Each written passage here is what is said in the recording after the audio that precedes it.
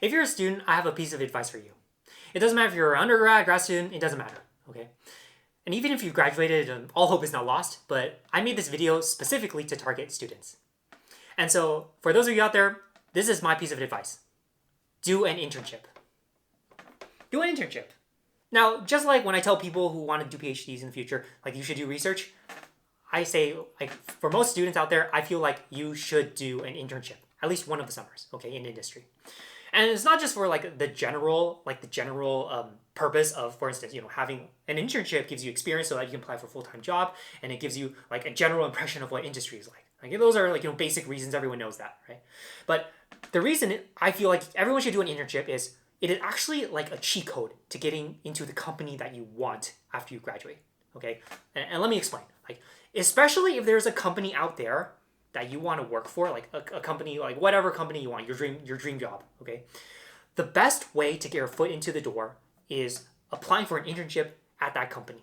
And that is the easiest way to get your foot in the door. Because they're students, they know that you're growing. They know that you're learning.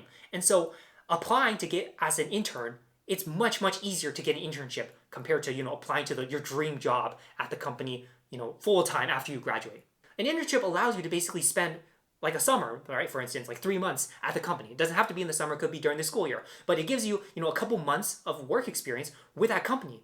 But the real value of it is like, if you're lucky, you might get a project that's used by the company. But even if it was a toy project, that sort of gives the company a real, like, good opportunity to examine you.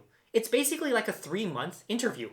But instead of, just asking like textbook questions in like, the span of 2 hours, they actually have several months to watch you develop a project and see if you're really a fit for the company. And so that's why after you do an internship at a company and assuming you do a good job, you have a real great shot to get into the company full time, right? And it makes sense because let's say the company is trying to look for someone full time, right? And let's say they have an intern, who just did a 3-month internship. The team all knows them. They did like, a small project in the span of a couple of months, and they did a great job. Like, let's say you're taking that and you're comparing it with a person who did really, really good in a 2-hour interview, right? Who are you going to be more comfortable hiring between the two, right? Obviously an intern, because it's basically a 3-month evaluation or a 3-month interview in some sense, right? And you get more time to sort of show yourself off, rather than having these like very short 30-minute conversations where like, oh, if they ask you an interview question, you may or may not know it, right? And it's incredibly difficult for companies to gauge someone just by a 30-minute interview or an hour interview, right? Like, what can they do in that time?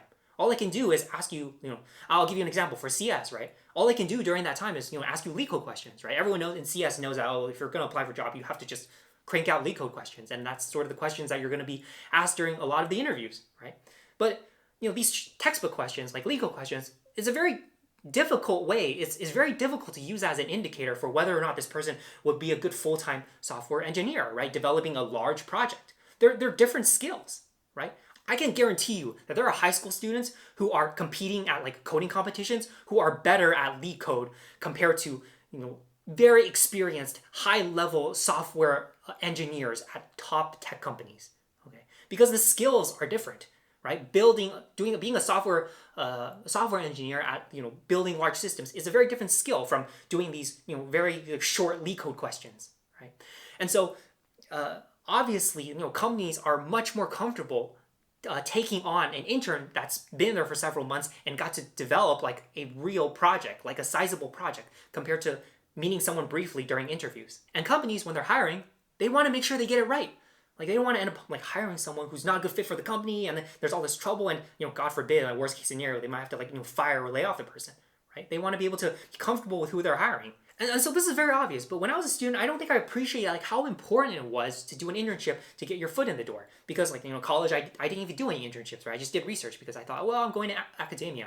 I don't know if I'm going to do industry, but just by luck, right? I happened to meet the right people so that, in grad school, I actually did 1 or 2 internships. And I felt like, there was a great opportunity to get my foot into the door for those same companies, right?